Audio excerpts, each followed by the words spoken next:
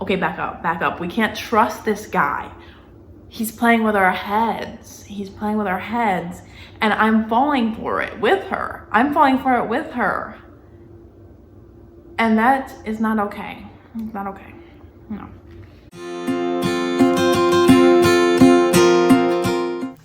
Hi everyone, my name is Amanda. Welcome to my channel. Today we are reading The Ballad of Songbirds and Snakes on vlog. This is my first vlog, so bear with me. It's very chaotic. The tea is hot with this book and I'm so excited to share this with you. So I'm gonna do some non-spoilers in the beginning-ish, and then I'll get into spoilers near the middle, and I will put timestamps down below of when the spoilers start and when they end, so you can see like the beginning. If you kind of want to know the beginning of the book-ish, like probably first 100 pages, I have that as like a non-spoiler thing, and then the end will be my final thoughts. So until then,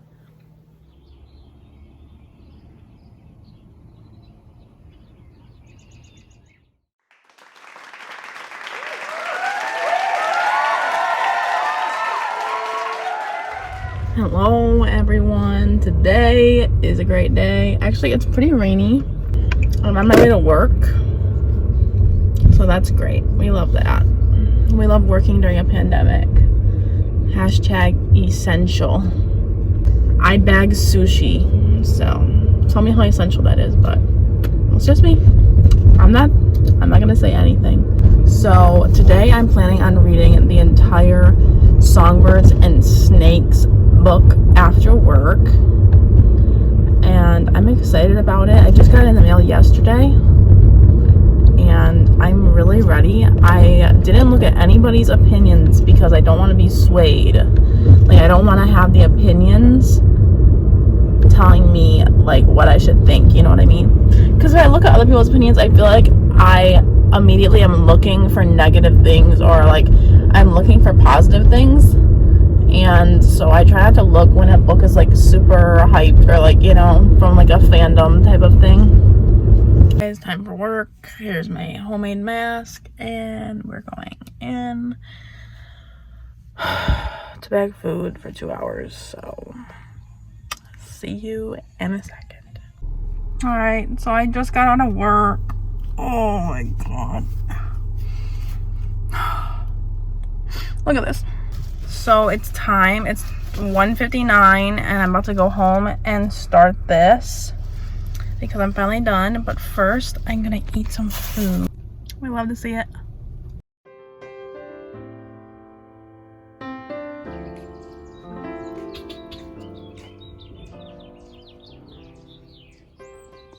Ooh, done. Delicious. Cheers. Now let's start. I'm gonna start the book now, so I'll let you know when I have thoughts. So I just finished chapter 1, and if you don't know what this is about, we're gonna be following President Snow when he was like growing up. So right now it looks like we are right before this Hunger Games where he's in like high school, I think, and he's actually like really poor, and he's trying to pretend like he isn't poor. Just went over like how he's trying to pretend and fake that he is not poor, and he's going to the reaping right now, which is where they decide who. Basically, they just started this thing where the mentors come up. Like in this time, this is the first year they're doing the mentorships. So President Snow is going to be one of the mentors, and I guess they're taking like high school students that are like graduates, almost graduates, and they're making them mentor the tributes. So that's interesting.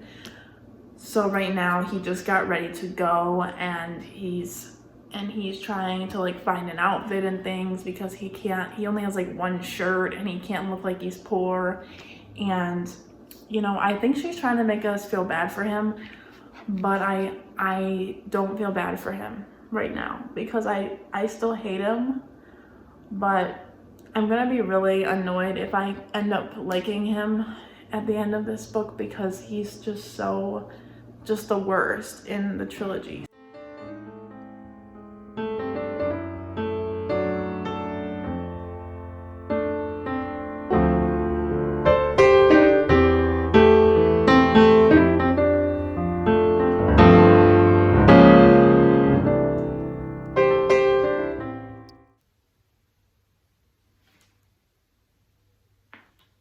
There's already singing, and I don't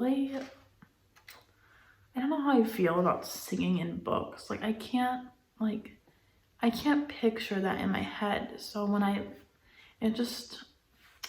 see it on the page, I just think it's like, I think of this like weird performance in my head where it's like super cheesy, and I'm sure that's not how it's supposed to be. All right, so I'm on chapter 5. Snow just had his first like run-in with his tribute. He just met her in person, and he ended up being in a precarious situation where he had to be in like a cage with all the tributes, and it kind of like showed that he was kind of bullied, and they're making him out to be a character that you might like, so I'm not sure how I feel about that, but I'm having a good time. Since this is the first games with mentors, it's really interesting because they've never had like an audience per se for watching the Hunger Games. Like, so they're trying to get people to watch and like engage. So this is like one of the first times that you're gonna see like people actually care and like watching the Hunger Games. So he's like a major influencer of an audience. But right now it's cool because the tribute that he is mentoring is like giving him the strength. Like he's kind of like, he's confident, but he's also scared and doesn't really know what he's doing until he gets that push, and she's kind of like telling him, you should, be confident and just own it. Like don't come across like you're the weak one. So she's like giving him the strength to be on the camera and embrace like things that he didn't know were coming, because he didn't know that he would be stuck in a cage with these people. And then like they ended up in a zoo, and for people to like see like these spectacles because like they're poor districts, and so the people of the districts are just like put on display. But he wasn't supposed to go there, so now it's kind of like this political game between him and the dean, who like hates him for some reason, or he thinks that he hates him. Okay, well, I am on page 125, chapter 9, this much way through, and I'm having feelings, a lot of feelings. I feel like I'm liking Snow, which is making me uncomfortable because we all know Snow is evil. If I had read this as an actual prequel and not like after I read the Hunger Games, I would be rooting for him, because on one hand he like wants to earn his way to the spotlight and like get to the power, but on the other hand he's treating his tributes like nicely, and he's trying to help her like as a genuine person, and there's even like some flirting going on, so I'm really liking that. But I don't know how I feel about Snow and how I kind of like him. I'm trying not to like him, but I am feeling like I do like him right now. And I just wonder what makes him, into this terrible guy, which I guess is why the book was written. but they're trying to like get people to watch the Hunger Games because nobody wants to watch that because obviously it's disturbing and they don't have like a reason to watch, but they're trying to have this sponsor thing and this mentoring thing be the reason to watch, and so that everyone will want to watch and support the people that they want to live, so you can send like food and stuff. So Snow's the one who came up with this proposal to have the Capitol be involved in the lives of the people in the Hunger Games. So I'm excited to see how it affects the story. There's some really disturbing things going on in like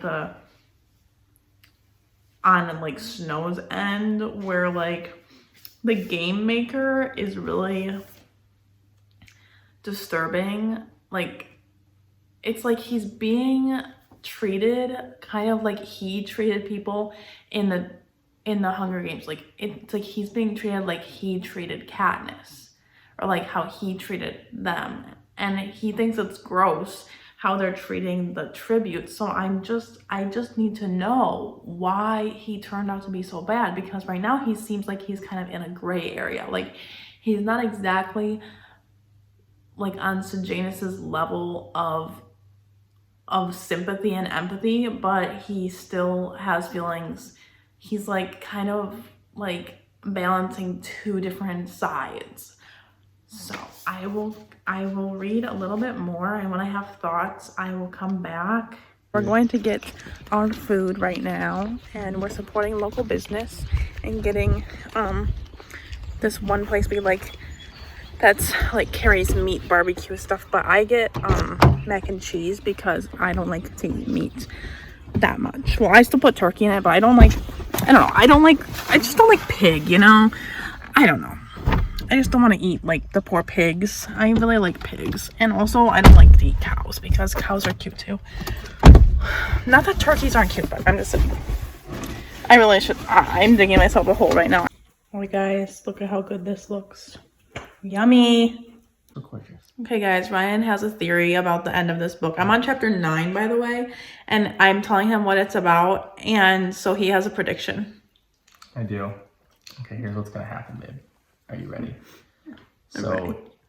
He is in District 12, right? That's his mentorship? Yeah, he's mentoring a District 12 And Katniss is from 12, right? Yes. So they're trying to connect the dots there. And what I think is going to happen is you said he's falling in love with the girl at District 12. I didn't say he's falling in love. I said they're flirting. Right, but here's what's going to happen is he's going to fall in love with her. And she is going to die. Guaranteed. Okay, that's his thoughts, guys. No. We'll see what happens. And that is why he does not like Katniss. Promise you that.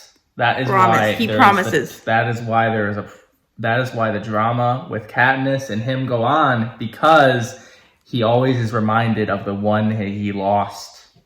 Guarantee it. That's the tea. I guess we'll find out. Promise it. Stay tuned. All right, so I just finished chapter 12, and I'm on page 193.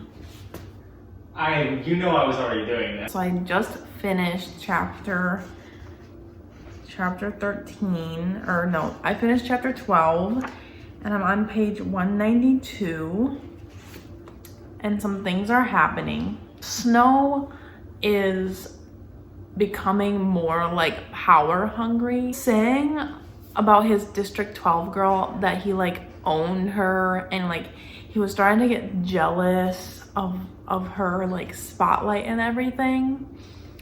And I don't know how I feel about that, because at first I was like, this is not okay. He's being really possessive right now, and I'm not here for that. And he was like really jealous that she was getting like more attention and that everyone was not paying attention to him anymore. So we're definitely seeing a little bit of his, not his evil side, but kind of how he grew to want power. He also just got like, he just had that assignment to like describe what about the war that was like good, in your opinion? And so like at first he didn't know what to put, but then like inside of him at the end of whatever he was doing, he was putting like food and stuff and just like everything else that anyone else would say. But then at the end he was like, this doesn't feel right to me. I actually like the power it gave and like how I don't have to be afraid anymore and how I'm winning, or like that type of thing. So we definitely see some of his like power hungriness. But then in the same chapter, after he's all possessive of the District 12 girl, now he's saying like that he loves her. Like not loves her, but he has like feelings for her. And I still don't know if I like that, because I'm still thinking about him being like this evil guy. So, I don't know. Snow is just so not the person you want to be with. And she seems really nice. And like she thinks that he's really cool and like this good person. And so far he's been pretty good. Like I have to admit, like I kind of like him. But I see like sides of him. Like he's pretty good, and then he'll like add in a touch of like his evil self, and I'll be like, okay, back up. We can't trust this guy. He's playing with our heads. And I'm falling for it with her. And that is not okay. It's not okay. No. I think it's a little slow so far, but there's a lot of things happening, like with the politics and the districts, and how, you know, she saved his life with the bombing thing. And then you have the dynamic between like the girl that the game maker and like the girl that got her hand cut off or whatever from the snakes. Like that is brutal. Also, I feel like I got mad at the part where he was like, they're like saying that she can't win because she's a woman, and that, you know, she's not strong enough to beat out the thing. And I'm like, honey, you haven't met Katniss, so get out of here with that attitude, because she belongs to him. Quoted page 174. He was jealous, but his jealousy, yeah, this one, page 171. He said that her success, even now, reflected back on him, making it his success. He should have been elated, but he really felt jealous. So, interesting tea. I don't know how I feel about it. And, you know, like, she's not his to just own. Like, she's her own person, and they're not even like dating. So like, what the frick? All right, so I have my face mask on. If you think I look weird, it's because I do. It's like this pumpkin one, so it's like orange. It's also burning my skin, so that's always a great thing. But anyway, I got halfway through, and right now it's getting pretty dicey. I'm at the part where basically Snow had to go in the arena because freaking whatever his name is, the one guy where I can't pronounce it, Sejanus, I honestly don't even know, but I'm gonna look it up after when I watch other people's videos and see how they say it, and then I'm probably gonna be embarrassed. But anyway, so he had to go save his ass because he just had to go in the arena to like spread breadcrumbs on Marcus. He's a good guy and everything, but Snow has to go save him, and it's all this grand scheme of the game maker, because the game maker is basically like Snow in the future. She's like crazy, and she's trying to get Snow to like feed on his impulses to be this bad guy, and it's like working. So he had to like kill someone while he was in the arena because he like was self-defending himself. Power drives him, and he's like admitting to this, and it like gives him this feeling of like he doesn't really know how to feel, but when he does have these moments where he's in a gray area, he always chooses the wrong over the right. And also, he seems like he cares about whatever his name is, Sejanus. He seems like he cares about him as a friend, but then all of a sudden, like, there's commentary about how he is using him, or like he's kind of using him in a way to, like, he's always thinking politically, like he's always thinking the next step ahead, even though he's like trying to save his friend. He's like, well, what can this do for me? What about me? So he's already seeming very selfish.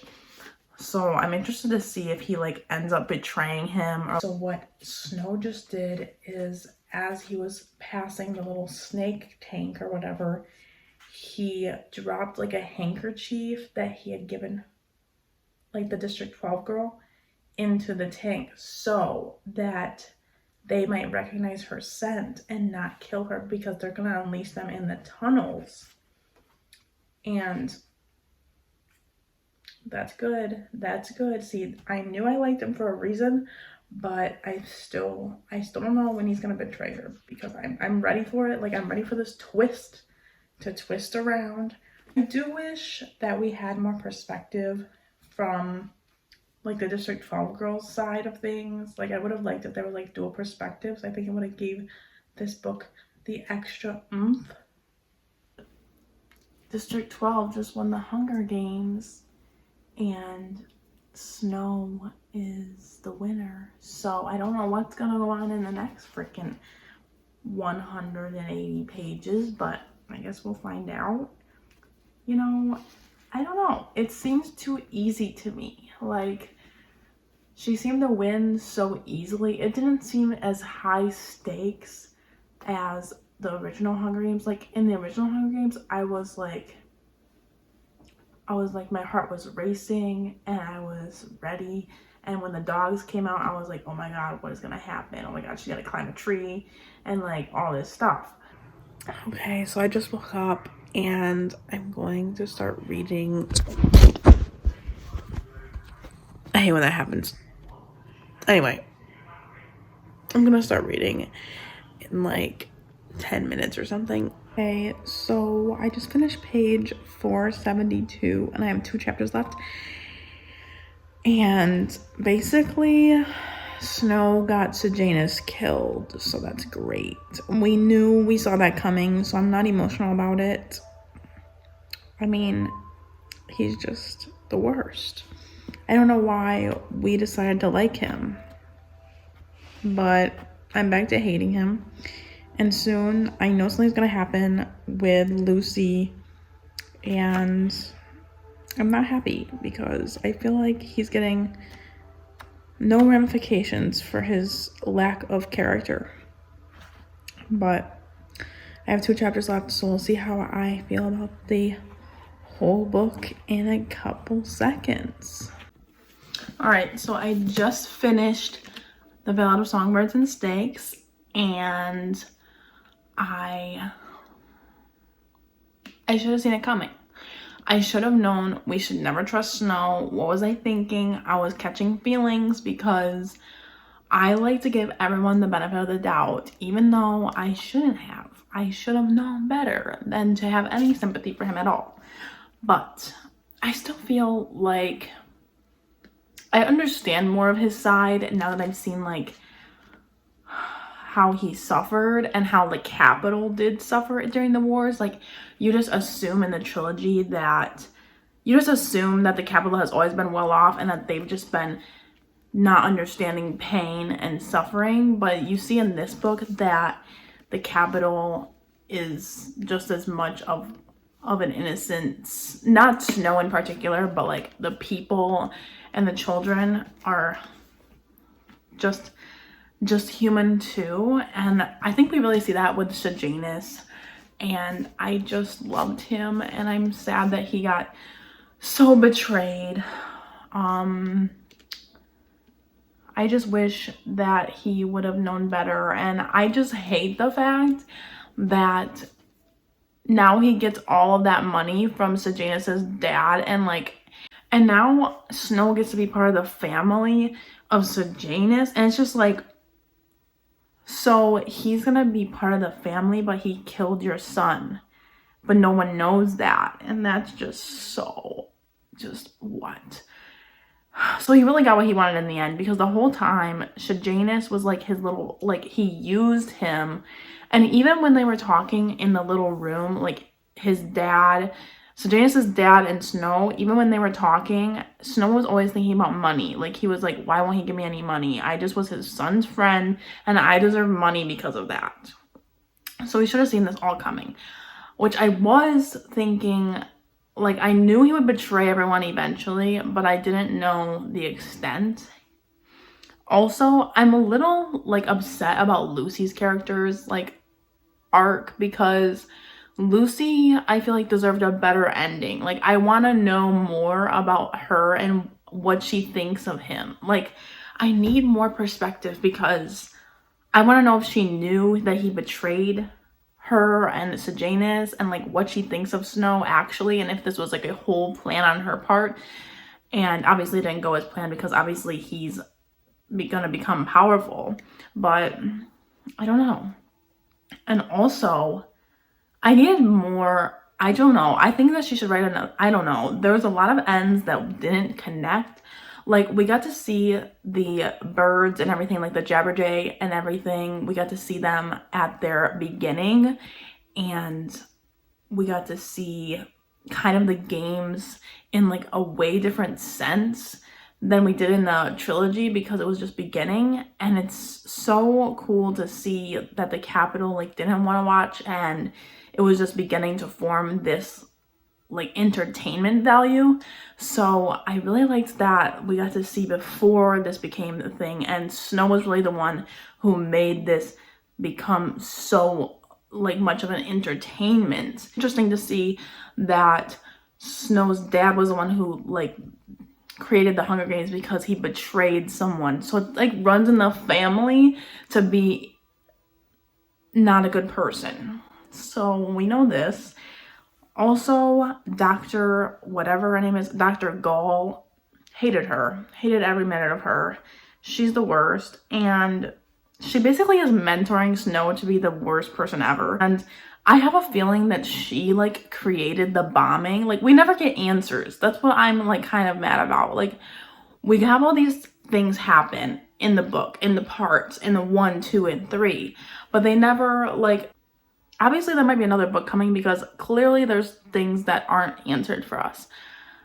As in, like, we didn't even get to see him rise to power. We just get to see the beginning of him, and he finally is done being a peacemaker, and he gets to train under Dr. Gall. He has a lot more development to make before he becomes this really evil man. I thought there would be more parallels to Katniss in this, because they're bringing up all the Mockingjay stuff, and I thought the Mockingjay pin would come back, but we didn't see anything about the Mockingjay pin, and I needed something to happen where it like ties the stories together. Like, obviously they're tied together because of the Hunger Games, but I wanted more parallels between Lucy and Katniss. Like, I just felt like there might be something.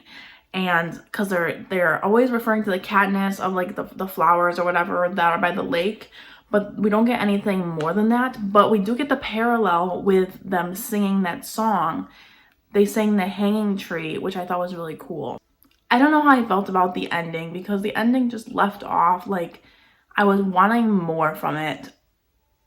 I mean, I knew he probably wouldn't run away with Lucy, because obviously that he's not the type of person to do that. He would obviously want to have power before he had love, because that's what he chooses always. But I wanted more closure with Lucy and him. I wanted her to at least fight him, or maybe her to die. But now we don't even know where she is. So clearly another book is coming. Am I wrong? I don't know. Another book has to be coming. So all in all, spoiler section, I think you got my feelings a little bit on like the characters and everything. I loved Sejanus, and I loved seeing Snow battle his evil versus good.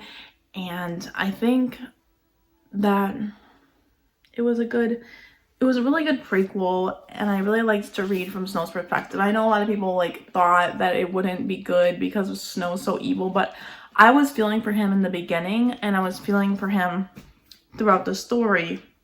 And then obviously I'm the idiot that felt things for him, because obviously he's gonna be evil. So why did I even bother? I don't know. It was just like I had to give him some compassion. So that's it for the spoiler section.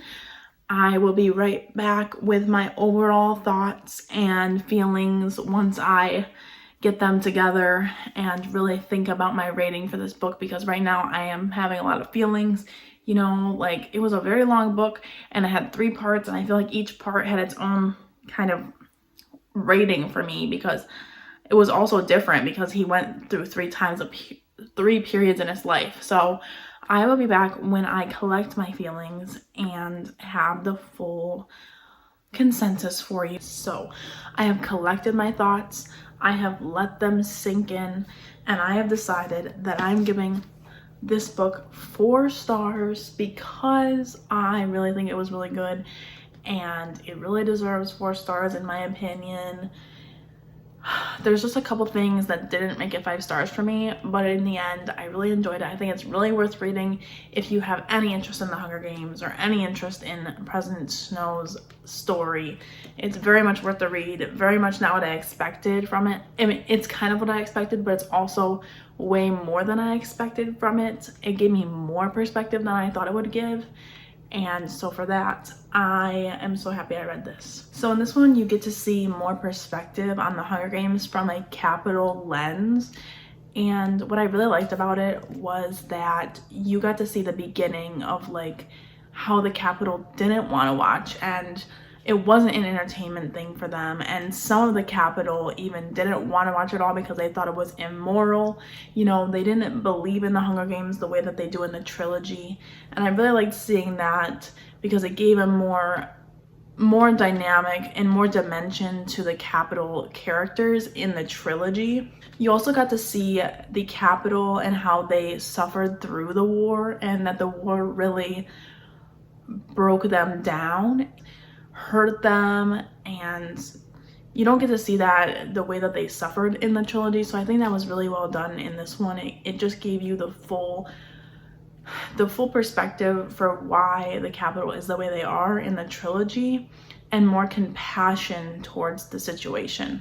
You also got to see more of the perspective on why the Hunger Games started in the first place. You know, why was that the answer to the war, and who made the Hunger Games, and why was it, what was the purpose, and how was it even made? You get all these answers in there, and I think it's really cool to see how everything developed over time and became this massive entertainment.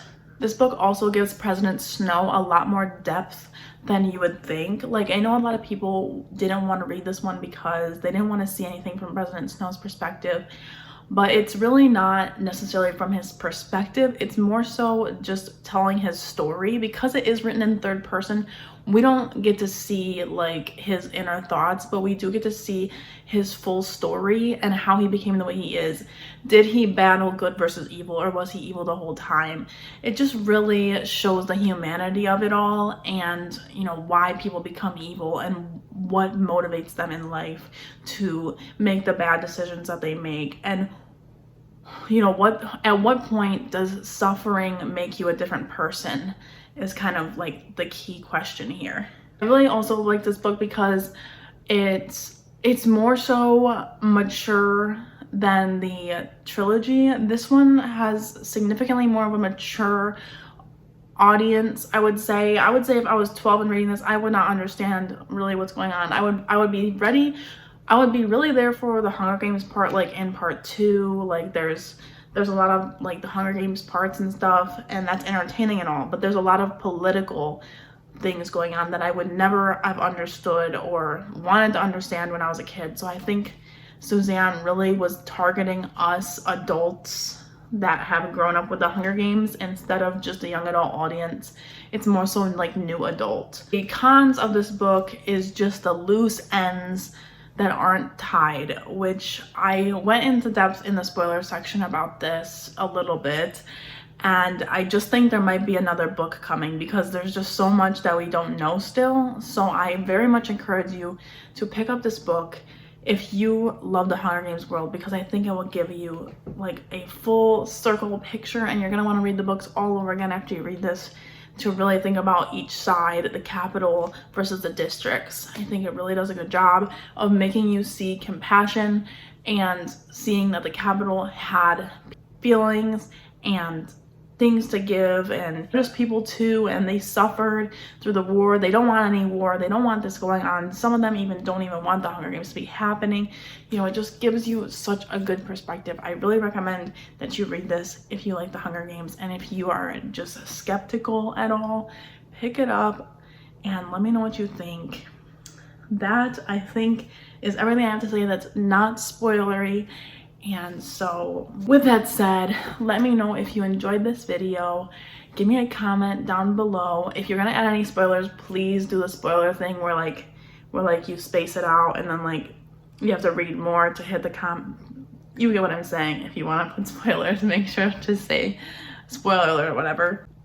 Well, let me know if you like this video, hit the like button, and please consider subscribing if you have not already. And with that said, I will see you in my next video. Bye guys.